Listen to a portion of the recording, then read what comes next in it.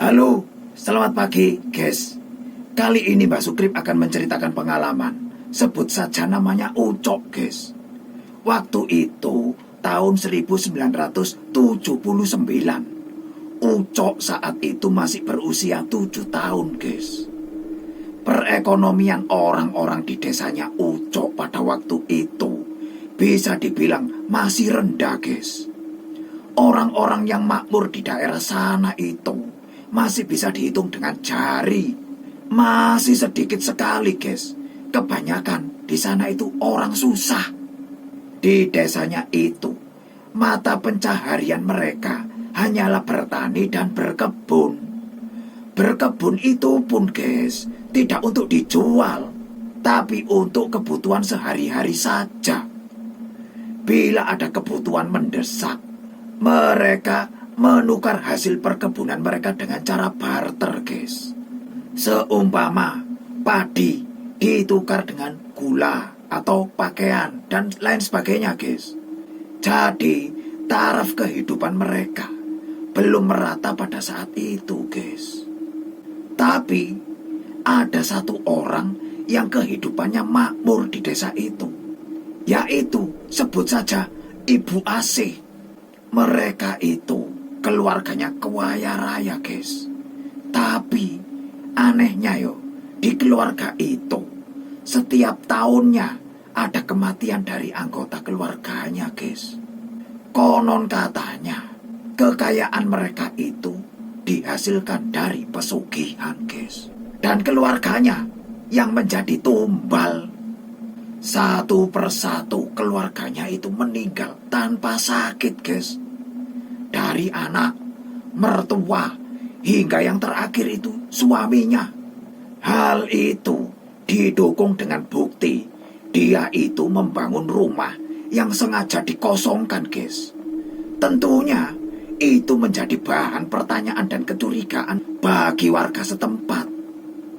Saat diselidiki diam-diam oleh warga sekitar, guys, warga itu mengetahui kalau setiap malam Jumat ada bau menyan dari arah rumah itu, rumah kosong itu, guys. Lalu pada hari Kamisnya, pengawal Ibu Asih itu sibuk mencari atau membeli degan kelapa hijau. Tentu saja lagi-lagi warga bertanya, untuk apa degan itu? Kok dibelinya setiap malam Jumat? Pesuruh itu hanya bilang tidak tahu. Dia hanya sekedar menjalankan perintah. Akhirnya warga di sekitar itu pun cukup tahu saja. Hingga sampai pada suatu hari, guys, Ucok itu berlari-lari kegirangan, guys, menunjukkan kepada ibunya kalau dia baru saja dikasih bingkisan sama Bu Asih.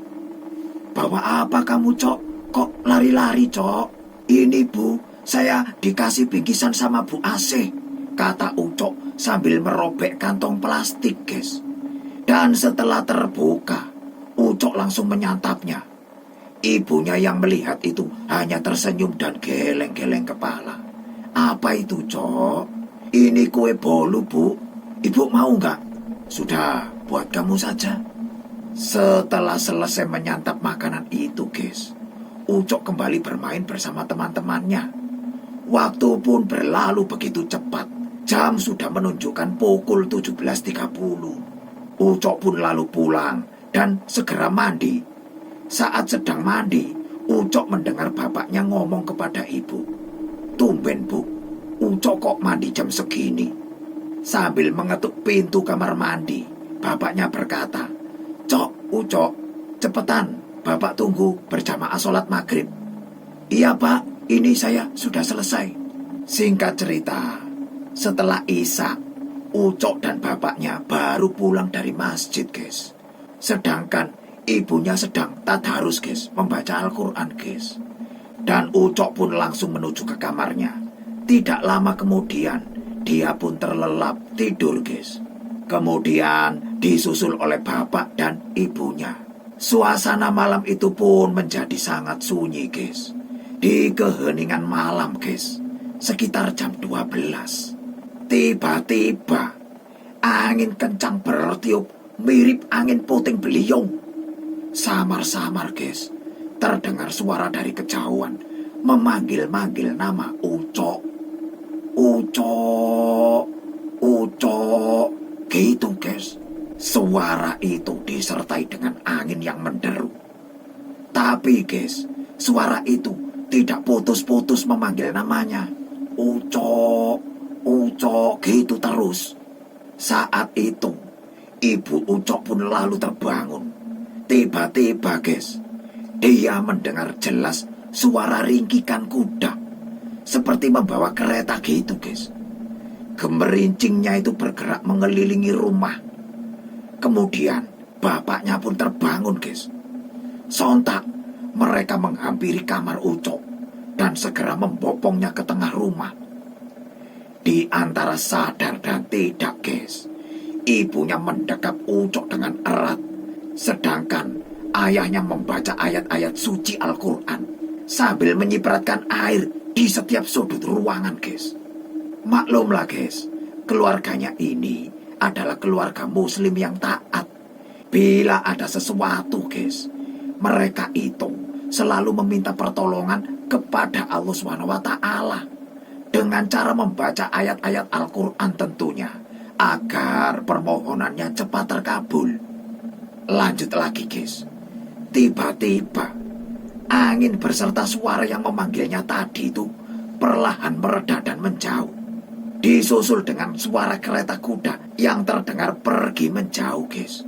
Dan akhirnya, guys, suara itu serta angin itu menghilang, guys. Alhamdulillah, sekarang suasana kembali tenang. Tapi, guys, hal itu tidak menghentikan Bapak untuk ngaji.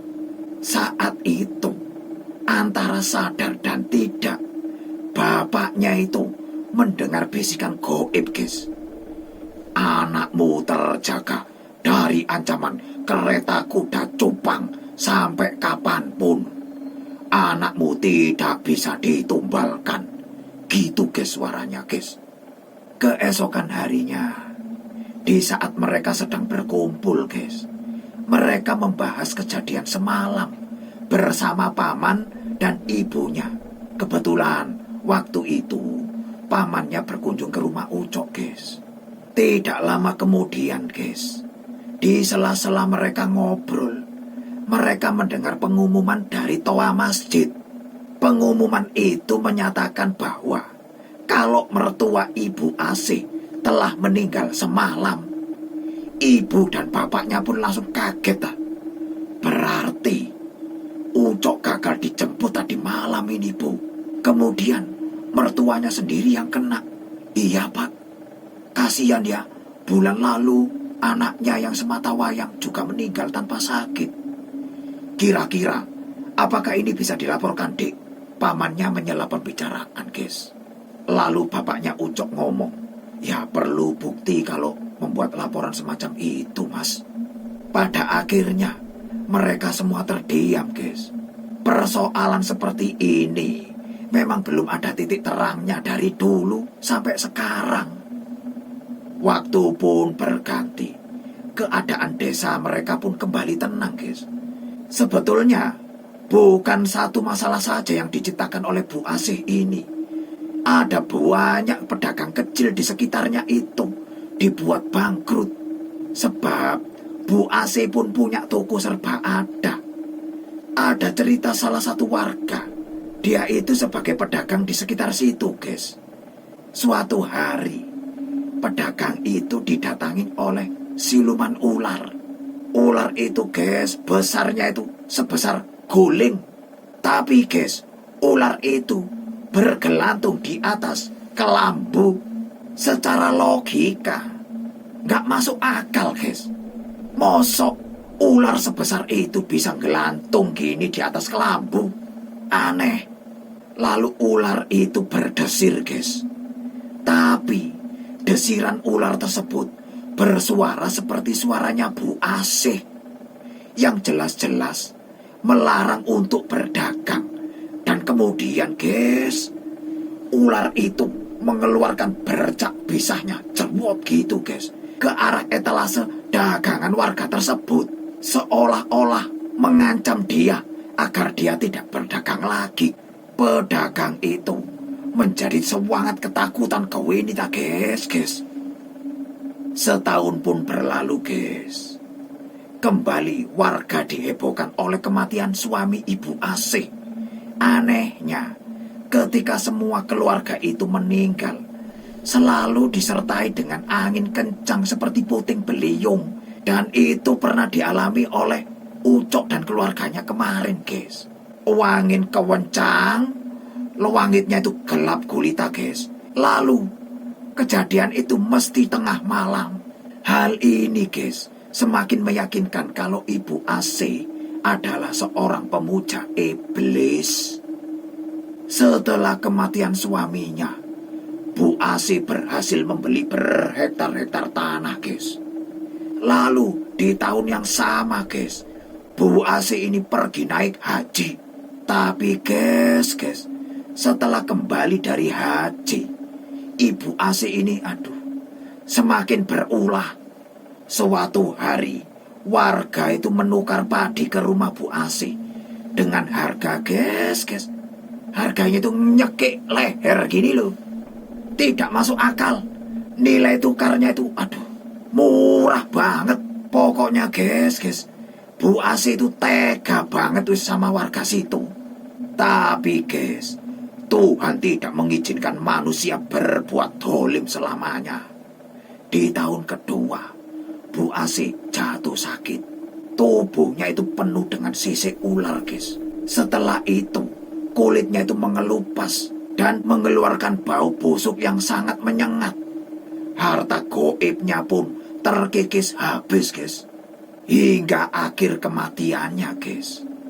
Dia terkapar di dipan kayu yang hanya beralaskan papan saja tanpa kasur. Cucu-cucunya pun sangat jijik untuk merawatnya. Sungguh menyedihkan, guys, akhir hidupnya Bu Asih ini. Saat dia mati, guys, hanya 10 warga saja yang mengantar dia ke tempat peristirahatan terakhirnya. Semoga, guys, dengan mendengar cerita ini, kita bisa memetik pelajaran berharga. Pokoknya kerja saja yang benar, guys. Ya, gak usah pakai pesugihan. Wes, gitu aja.